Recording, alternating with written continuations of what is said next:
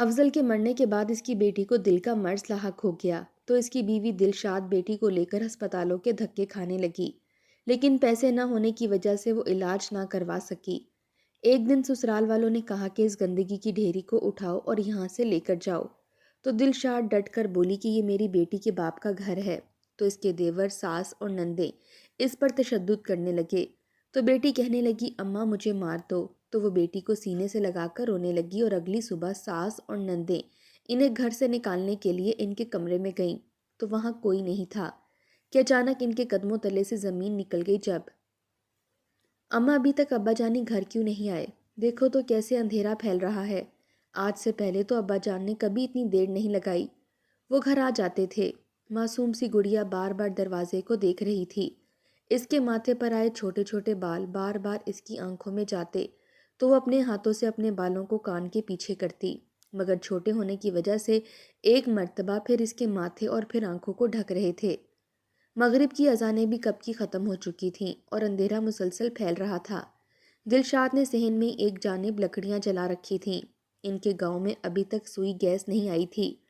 جب تک افضل کی تنخواہ چلتی رہتی وہ لوگ سلنڈر استعمال کرتے رہتے، مگر جب ہاتھ تنگ ہونے لگتا تو مہینے کے آخری دن لکڑیاں جلا کر ہی دلشاد گزارا کیا کرتی تھی۔ واقعی آج تو افضل کو آنے میں کافی دیر ہو چکی تھی۔ پچھلے آدھے گھنٹے میں کوئی 50 بار یہ سوال گڑیا اپنی اماں سے پوچھ چکی تھی کہ آخر ابا اتنی دیری کیوں کر رہے ہیں؟ کیا ان کو نہیں پتا کہ میں بھوکی بیٹھی ہوں؟ وہ تو جانتے ہیں کہ جب تک وہ گھر نہ آ جائیں میں ان کے بغیر کھانا تک نہیں کھاتی۔ دلشاد اپنی بیٹی کی عادت سے واقف تھی، جب تک اس کے ابا گھر نہ آ جاتے وہ کھانے کو دیکھتی تک نہ تھی، بھلے ہی اسے بھوکا سونا پڑے۔ آدھی رات کو بھی اگر افضل گھر آتا تو وہ اپنے ابا جان کے ساتھ ہی کھانا کھایا کرتی تھی۔ افضل بھی اپنی اکلوتی بیٹی سے بہت محبت کرتا تھا، دونوں کی تو گڑیا رانی میں جان بستی تھی۔ گڑیا رانی بھلے ہی دلشاد سے ضد لگا لیتی، مگر اپنے ابا کے سامنے تو وہ خوشی خوشی اپنی ہر ضد چھوڑنے کو تیار رہتی تھی۔ باپ بیٹی کی اس محبت کی پورے خاندان میں مثالیں دی جاتی تھیں۔ ابھی بھی وہ بار بار دروازے کو دیکھ رہی تھی کہ جب دروازے پر دستک ہوئی، گڑیا خوشی سے چہک اٹھی، بھاگ کر دروازے کے پاس گئی اور ساتھ یہ بھی گنگنا رہی تھی کہ ابا جانی یہاں آ گئے، گڑیا رانی کے ابا جانی آج اس کے لیے بہت ساری چیزیں لے کر آ گئے۔ جیسے ہی اس نے دروازہ کھولا تو سامنے کا منظر دیکھ کر اس کے چہرے سے ساری خوشی سمٹ چکی تھی، کیونکہ سامنے اس کے ابا جان نہیں بلکہ کوئی غیر شناسا شخص کھڑا تھا۔ گڑیا رانی کو دیکھ کر کہنے لگا بیٹا گھر میں کوئی بڑا ہے تو اسے یہاں بھیجو۔ دلشاد جو لکڑیوں کو پھونک رہی تھی، دھوئیں سے اسے کھانسی آ چکی تھی، گڑیا سے کہنے لگی کہ کون ہے بیٹا دروازے پر؟ گڑیا نے جب اسے بتایا تو دلشاد کھانستی ہوئی اپنا منہ چھپا کر دروازے کے پاس آئی اور پوچھنے لگی کہ بھائی صاحب کیا کام ہے؟ تو وہ شخص جو کچھ بولا سن کر دلشاد کے قدموں کے نیچے سے زمین نکل چکی تھی۔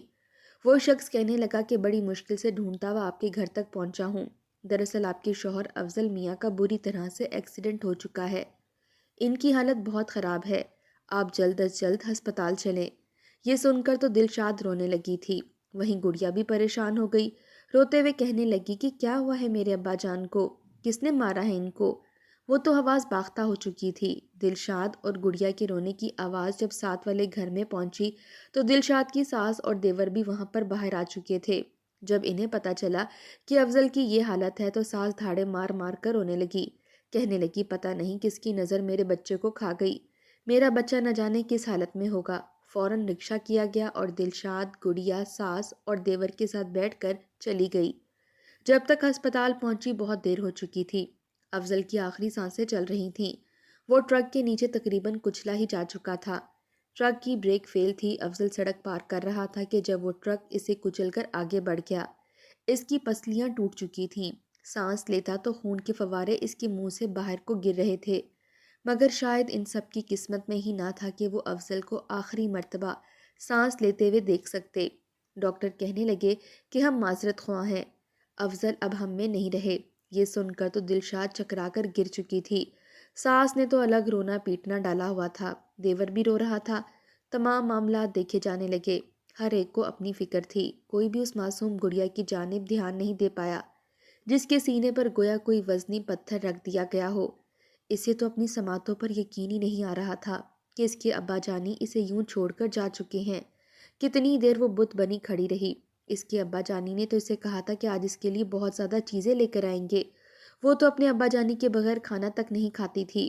صبح اٹھتی تھی تو اپنے ابا جانی کا چہرہ دیکھتی تھی، ان کے ماتھے پر بوسہ دیتی تھی، پھر ان کے پاس ان کے بستر پر لیٹ جاتی، ان کے سینے پر سر رکھتی اور ان سے ڈھیر ساری باتیں کیا کرتی تھی۔ اس کی ابا اسے کہانی سنایا کرتے تھے۔ جب تک وہ کہانی نہ سن لیتی تب تک تو گویا ناشتہ ہی اس پر حرام تھا۔ یہ اس کی ساری ضدیں اس کے اپنے ابا جانی سے ہی تھیں۔ وہ جان بوجھ کر اس طرح کی شرارتیں اور لاڈ اپنے ابا افضل سے کیا کرتی تھی۔ ننھی گڑیا جس کی عمر 10 سال تھی وہ دھیرے دھیرے چلتی ہوئی اس کمرے میں آئی جہاں پر اس کے ابا تھے۔ ابھی تک جسم سے خون بہہ رہا تھا، نہ جانے کتنے گہرے زخم آئے تھے گڑیا رانی کے ابا کو۔ وہ چلتی ہوئی وہاں آئی تو نرس اسے وہاں سے ہٹانے لگی، کہنے لگی کہ مریض کی حالت بہت خراب ہے، تم اندر مت آؤ، شاباش۔ مگر خود کو چھڑوا کر گڑیا ابا کے پاس آئی، چہرے سے کپڑا ہٹایا تو خون میں لت پت ابا کا چہرہ دیکھا، اتنے بڑے بڑے گہرے زخم دیکھے اور پھر منہ سے بہتا خون۔ یہ آخری منظر تھا جو گڑیا نے اپنی آنکھوں سے دیکھا تھا۔ ایک فلک شگاف چیخ اس کے حلق سے نکلی تھی، وہ وہیں پر گر کر بے ہوش ہو گئی۔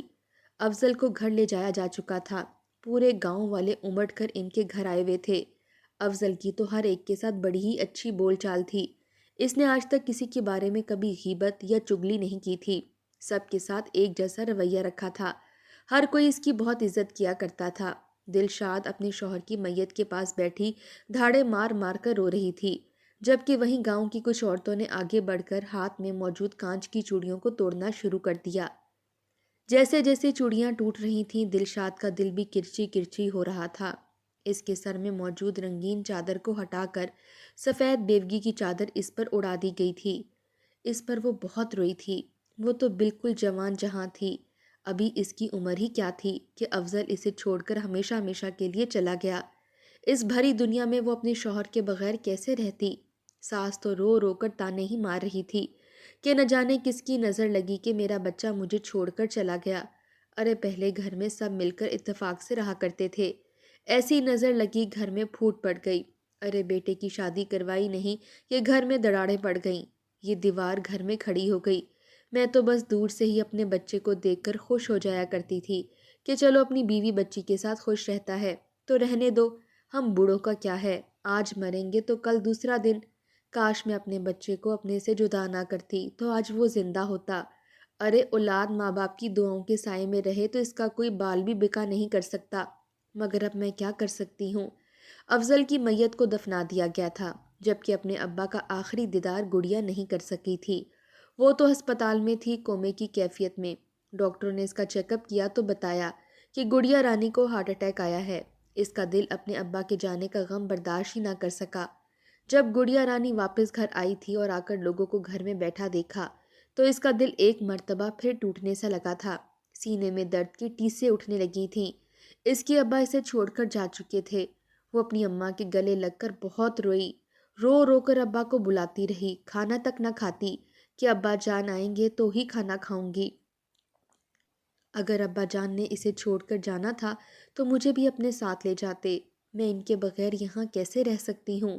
بہرحال یہ صدمہ تو اب دھیرے دھیرے ہی وقت کے ساتھ ختم ہونا تھا۔ دھیرے دھیرے سبھی لوگ اپنی اپنی زندگیوں میں مگن ہونے لگے، مگر ساس نے تو دلشاد کی زندگی تنگ کرنا شروع کر دی۔ بات بات پر اسے ہی تانے دیتی کہ تمہارا ہی منحوس سایہ تھا۔ ارے میرے بیٹے کی الٹی گنتی تو تبھی شروع ہو گئی تھی جب تم جیسی لڑکی کے ساتھ میں نے اس کی شادی کی تھی، نہ تو اس کی زندگی میں آتی، نہ ہی وہ ہم سے جدا ہوتا، اور نہ ہی آج یہ سب کچھ ہوتا۔ دلشاد پر تو دوہرا صدمہ لگ چکا تھا، اسے تو اپنی ساس سے بہت ڈر لگنے لگا تھا، نہ جانے وہ کیا کر گزرے۔ دلشاد کی شادی کو ابھی چند ماہ ہی ہوئے تھے جب اس کی ساس نے بات بات پر اسے روکنا ٹوکنا شروع کر دیا تھا۔ دلشاد ماں باپ کی اکلوتی بیٹی تھی، اس کے ماں باپ کافی بیمار رہنے لگے تھے۔ وہ ان سے ملنے کی اجازت مانگتی تو ساس بلا وجہ پابندیاں لگاتی، جان بوجھ کر اسے ایک ہی کام دو دو مرتبہ کرواتی تاکہ وہ کہیں جا ہی نہ سکے۔ کھانے پینے پر الگ پابندی تھی، افضل جو کچھ بھی کھانے کے لیے لاتا سارا پھل اور میوہ جات ساس اپنے کمرے میں چھپا کر رکھ دیتی۔ حالانکہ دلشاد حاملہ تھی، اسے سب چیزوں کی ضرورت تھی، مگر ساس کا یہی ماننا تھا کہ سب کچھ میرے کنٹرول میں رہے، جس کو جو بھی کھانا ہے آ کر مجھ سے مانگے، میں دوں گی۔ وہ سارا پھل اور خشک میوہ جات دلشاد کو تو ملے ہی نہ تھے، بلکہ اس کی نندیں اور دیور ہی کھا جایا کرتے۔ دلشاد ان کے کمروں سے جھاڑو لگاتے ہوئے وہ سارا سمیٹتی رہتی۔ اس کے ماں باپ بھی مر چکے تھے، رہتے بھی وہ لوگ کرائے کے گھر میں تھے۔ بیماری کی وجہ سے اس کے ابا کام نہ کر سکے، الٹا 2-3 ماہ کا کرایہ افضل کو بھرنا پڑا تھا۔ اس بات پر بھی ساس نے خوب ہنگامہ کیا۔ دھیرے دھیرے جب افضل پر اپنی ماں اور بہنوں کے رویے کھلے تو اسے اپنی بیوی کا احساس ہونے لگا تھا۔ وہ تو کس قدر اچھی ہے، اتنے ظلم اور زیادتیوں کے باوجود اس نے کبھی منہ سے بول کر کچھ نہیں کہا تھا۔ ایک روز وہ گھر داخل ہوا تو اپنی آنکھوں سے اس نے اپنی ماں اور بہنوں کو دلشاد پر حکم چلاتے ہوئے دیکھ لیا۔ دلشاد تو اپنا گھر بسانے کی خاطر سب کچھ سہ رہی تھی، کیونکہ سوائے اس کے شوہر کے اب اس کا کوئی بھی موجود نہیں رہا تھا۔ اس لیے اس نے اپنی ماں اور بہنوں سے جھگڑ کر اسی گھر میں دیوار کھڑی کر لی، اپنا حصہ ان سب سے الگ کر لیا، جبکہ باقی حصہ اس کے دوسرے بھائی کا تھا۔ ساس کو بھی افضل سے زیادہ اپنے چھوٹے بیٹے مروت سے محبت تھی، مگر اب افضل کے مرنے کے بعد اس نے دلشاد کی زندگی اجیرن بنانے میں کوئی کسر نہیں چھوڑی تھی۔ گڑیا کی طبیعت مزید بگڑنے لگی، ہر وقت اسے سینے میں درد رہنے لگا تھا۔ روتے ہوئے اماں سے کہتی کہ مجھے ڈاکٹر کے پاس لے جاؤ، مجھے بہت درد ہو رہا ہے۔ ابا ہوتے تو مجھے یہ درد بھی نہ ہوتا، میں بالکل ٹھیک ہوتی۔ دلشاد نے اپنے دیور سے کہا کہ میرے ساتھ چلو، مجھے ڈاکٹر کے پاس جانا ہے، گڑیا کی طبیعت بہت خراب ہے۔ مگر دیور نے بات سرسری سی لی اور گھر سے باہر نکل گیا۔ چھوٹی نند سے کہا کہ میں تو عدت میں ہوں، تم گڑیا کو ڈاکٹر کے پاس لے جاؤ، اسے سینے میں بہت درد اٹھ رہا ہے۔ ساس نے یہ سنا تو وہیں پر شور مچا دیا، کہنے لگی کہ درد ہو رہا ہے تو کوئی قہوہ بنا کر پلا دو، ٹھیک ہو جائے گی۔ اب اتنی سی بات پر ڈاکٹروں کے پاس کہاں لے کر جائیں؟ پھر جانتی بھی ہو ڈاکٹر کتنے پیسے لے لیتے ہیں، اب اتنے پیسے میں کہاں سے لاؤں گی؟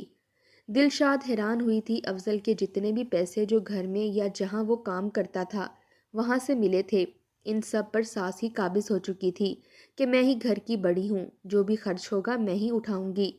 مگر اب جب ڈاکٹر کے پاس جانے کی بات آئی تھی تو وہ ایسا کہہ رہی تھیں۔ جب کوئی بھی نہ مانا تو وہ خود ہی اپنی بچی کو ڈاکٹر کے پاس لے گئی۔ محلے والوں نے جب دلشاد کو یوں باہر دیکھا تو 100 باتیں کرنے لگے کہ کیسی بیوی ہے، شوہر کو مرے ہوئے 4 دن نہیں ہوئے اور یہ باہر گھوم رہی ہے۔ بندہ کوئی 1 مہینے تک تو پردے کا اہتمام کرتا، مگر دلشاد کیا کرتی؟ بچی کی خراب ہوتی حالت بھی تو اسے دیکھی نہیں جاتی تھی۔ ڈاکٹر کے پاس گئی تو ڈاکٹر نے کہا کہ بچی کا اتنی سی عمر میں آپریشن بھی نہیں ہو سکتا، آپریشن کے لیے بھی لاکھوں روپے چاہیے تھے، اس سے بھی زیادہ جو دوائیاں تھیں وہ بہت مہنگی تھیں۔ ہر ہفتے چیک اپ کے لیے اسے ہسپتال میں لانا ضروری تھا۔ دلشاد کے پاس تو اتنے پیسے موجود نہ تھے کہ وہ ہر ہفتے اپنی بچی کو لا سکتی۔ اس کے پاس جو پیسے تھے ان سے اس نے دوائی لی اور گھر آ گئی۔ ایک تو شوہر کے جانے کا غم، اوپر سے ساس کے نخرے۔ اب بچی کی حالت اسے صحیح نہیں لگ رہی تھی، وہ روتے ہوئے اپنے رب سے یہی دعا کرتی کہ اس کی بچی بالکل ٹھیک ہو جائے۔ اس بھری دنیا میں میرا ہے ہی کون، میں کہاں اپنی بچی کو ہسپتالوں میں لیتی پھروں گی؟ مگر شاید اس کی قسمت میں یہی لکھا تھا۔ دھیرے دھیرے ساس نے باتیں بھی کہنا شروع کر دیں کہ جن کمروں میں دلشاد اور گڑیا رہتی ہیں وہ اب مروت کے ہیں، اگلے مہینے تک اس کی شادی کرنی ہے تو وہ انہی کمروں میں رہے گا۔ اس کی بیوی ٹرک بھر کر جہیز لا رہی ہے، اب انہی کمروں میں تو آئے گا، ایک کمرے میں تو آنے سے رہا۔ یہ سن کر دلشاد بول اٹھی تھی، کہنے لگی کہ میں اور میری بچی ان کمروں میں رہتے ہیں، افضل کی زندگی میں ہی یہ مکان ہمارا تھا، میں کسی کے لیے یہ کیوں خالی کروں؟ آپ کے پاس جو کمرے ہیں وہ آپ مروت کو دے دیجئے، یہ میرا اور میری بیٹی کا حصہ ہے۔ یہ سن کر ساس بفر اٹھی تھی، کہنے لگی کہ کون سا حصہ، کیسا حصہ؟ کیا تم اپنے میکے سے حصہ لے کر آئی تھی؟ تمہارے ماں باپ تو خود کرائے کے گھروں میں رہتے تھے اور یہاں پر تم اکڑ رہی ہو، تمہارا حق تو شروع سے ہی نہیں تھا۔ یہ جگہ میرے شوہر کی ہے، جس کے بعد میرے بیٹوں کی، اب ایک بیٹا تو فوت ہو گیا تو اب اس پوری جگہ پر میرے چھوٹے بیٹے مروت کا ہی حق ہے۔ یہ سن کر دلشاد تو پریشان ہو چکی تھی، کم از کم اس میں اپنی ساس سے لڑنے جھگڑنے کی تو ہمت بالکل بھی نہیں تھی۔ اس نے اپنے کانوں میں موجود بالیاں اور سونے کی لونگ تک بیچ دی تاکہ اپنی بچی کا علاج کروا سکے، اس کے لیے دوائیاں خرید سکے۔ ساس نے بھی جب دیکھا کہ بہو کے پاس پیسے آ گئے ہیں تو اس نے ایک رات چھپ کر دلشاد کے کمرے سے وہ پیسے بھی نکال لیے۔ صبح دلشاد نے جب اپنے بستر کے نیچے پیسے نہ دیکھے تو رونے لگی۔ ساس سے پوچھا تو وہ ہتے سے ہی اکھڑ گئی کہ تم مجھ پر الزام لگا رہی ہو، ارے تمہیں اس گھر میں رکھ رہے ہیں، کیا یہ کافی نہیں تھا؟ بہتر ہے کہ تم اس گھر سے دفع ہو جاؤ، تمہاری بیٹی تو ہمیں کنگال کر دے گی، ہر وقت سینہ تھام کر بیٹھی رہتی ہے، ہم سے نہیں ہوتے کسی کے بھی علاج، ویسے بھی میں اپنے چھوٹے بیٹے کی بہو لا رہی ہوں، اب مجھے تمہاری کیا ضرورت؟ تمہاری اہمیت تو اس گھر میں کسی فضول سے سامان سے بھی کم ہے۔ دلشاد رونے لگی تھی۔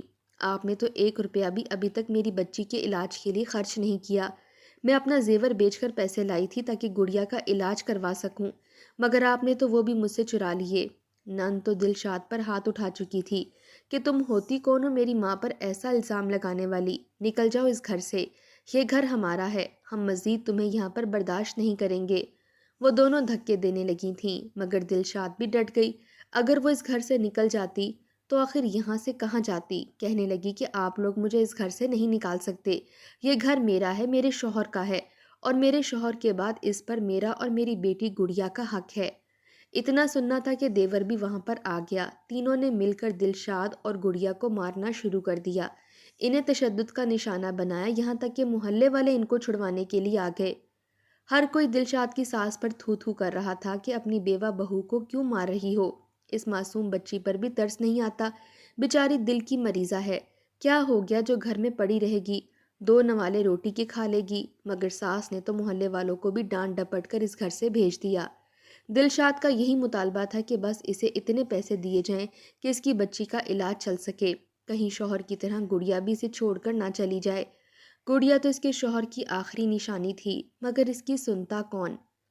دونوں ماں بیٹی بدترین تشدد کا نشانہ بننے کے بعد جب کمرے میں گئی تو گڑیا نے ایک نظر اپنی ماں کو دیکھا، پھر روتے ہوئے اپنی ماں سے کہنے لگی کہ اماں ایسا کرو کہ مجھے مار دو، ساری فساد کی جڑ میں ہی ہوں، تم تو جیسے تیسے گزارا کر جاؤ گی، دادی تمہیں یہاں پر رکھ لے گی، لیکن اگر تم نے میری خاطر پیسے دادی سے مانگے تو وہ ہمیں یہاں پر جینے نہیں دے گی، ویسے بھی تو میں نے ابا جان کے پاس چلے جانا ہے، تو مجھے اپنے ہاتھوں سے ہی مار دو۔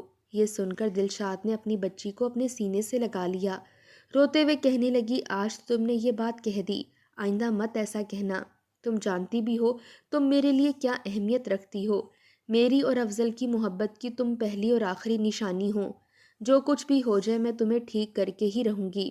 اس رات دلشاد نے اپنی ساس، دیور اور نندوں کی باتیں سن لی تھیں، جو یہ پلان بنا رہے تھے کہ رات وہ دونوں ماں بیٹی کا گلا گھونٹ کر انہیں مار دیں گے اور پھر صبح ہونے سے پہلے ہی انہیں کہیں پھینک آئیں گے، کسی کو کانوں کان خبر تک ہونے نہیں دیں گے۔ یہ بات دلشاد سن چکی تھی۔ اس نے اسی رات اپنا ضروری سامان اٹھایا، اس سے پہلے کہ وہ سب ان تک پہنچتے۔ وہ دونوں ہی گھر چھوڑ کر بھاگ چکی تھیں۔ انہوں نے کہاں جانا تھا انہیں کچھ خبر نہیں تھی، مگر جو بھی تھا اگر گھر میں رہتے تو وہ دونوں زندہ نہ بچتیں۔ جب وہ تینوں اس کمرے میں آئے جہاں دلشاد اور گڑیا رہتی تھیں تو آگے کمرے میں کوئی بھی موجود نہیں تھا۔ صبح تک انہوں نے دلشاد اور گڑیا کو بہت ڈھونڈا، پھر آخر میں ساس کہنے لگی کہ اچھا ہے ہمارے ہاتھ اس کے خون سے رنگنے سے بچ گئے، خود ہی جان چھوڑ کر بھاگ گئی۔ وہیں دلشاد اور گڑیا دونوں ہی دارالامان پہنچ چکی تھیں۔ پہلے تو اس نے اپنی اصلیت چھپائی رکھی، اپنی بیٹی کے ساتھ وہ وہاں رہنے لگی، اسی کے ساتھ ساتھ وہ کپڑے سلائی کرنا بھی سیکھ رہی تھی۔ اس کی بچی کا علاج ہسپتال سے مفت ہونے لگا تھا۔ جیسے بھی اس کی زندگی وہاں پر گزر رہی تھی، مگر ساس سے تو بچ چکی تھی۔ وہیں ساس نے مروت کی شادی کی اور اپنی بہو کو گھر لے آئی۔ شادی کے بعد مروت اپنی بیوی کا ہی ہو کر رہ چکا تھا۔ دھیرے دھیرے بہو نے پورے گھر پر قبضہ جمانا شروع کر دیا۔ وہ ساس کو کچھ سمجھتی ہی نہیں تھی۔ نندوں کی بڑی عمر کے مردوں کے ساتھ شادی کروائی، انہیں گھر سے چلتا کیا۔ اب بوڑھی ساس تھی جو سارے گھر کے کام اکیلی کرتی رہتی تھی۔ اگر وہ کچھ بولنا بھی چاہتی تو مروت تو اپنی ماں پر بھی ہاتھ اٹھانے سے باز نہیں آتا تھا۔ وہ پچھتاتی تھی، رو رو کر کہتی تھی کہ میرے ساتھ جو کچھ بھی ہو رہا ہے صرف اور صرف اسی وجہ سے ہو رہا ہے کہ میں نے دلشاد اور اپنی پوتی کے ساتھ اتنا شفاق دلی کا مظاہرہ کیا۔ اگر میں اس بیوہ اور یتیم بچی پر شفقت کا ہاتھ رکھ دیتی اور انہیں ان کا حق دیتی تو آج میرے ساتھ یہ سب کچھ نہ ہو رہا ہوتا۔ ساس یوں ہی اپنی غلطیوں پر پچھتاتی دنیا سے چل بسی، جبکہ وہیں ایک روز جب گڑیا کا آپریشن ہوا اور وہ بالکل صحت یاب ہو گئی تو دلشاد کی خوشی کی کوئی انتہا نہیں رہی تھی۔ سارا خرچہ اس دارالامان کے مالک نے اٹھایا تھا جو کئی خیراتی ادارے چلا رہا تھا۔ ماں بیٹی کی حالت دیکھ کر ایسا لگتا تھا کہ جیسے وہ شروع سے ہی یوں لوارث اور در در کی بھٹکی ہوئی نہ ہوں۔ اس خیراتی ادارے کے مالک کا بیٹا جو کہ وکیل تھا، اسے گڑیا میں دلچسپی ہونے لگی تھی۔ وہ گڑیا سے اس کے بارے میں پوچھنے لگا تو گڑیا کھلی کتاب کی طرح سب کچھ بتانے لگی۔ سب کچھ سن کر اس کے ماتھے پر بل پڑے تھے۔ کہنے لگا کہ میں آپ دونوں کو آپ کا حق دلوا کر رہوں گا، اس گھر میں، اس جائیداد میں آپ کا بھی حق ہے، یوں کورٹ کی جانب سے نوٹس مروت تک گئے اور باقاعدہ کیس چلا تو مجبوراً مروت کو اپنے بھائی افضل کا حصہ اپنی بھابھی کے نام کرنا ہی پڑا۔ دلشاد وکیل کا شکریہ ادا کرنے لگی، پھر واپس اپنے گھر میں آ گئی۔ اس کے پاس اپنا ہنر تھا، اس نے اپنی بچی کو سرکاری اسکول میں بھی داخل کروا دیا اور روکھی سوکھی کھاتے ہوئے اپنی زندگی آگے بڑھانے لگی۔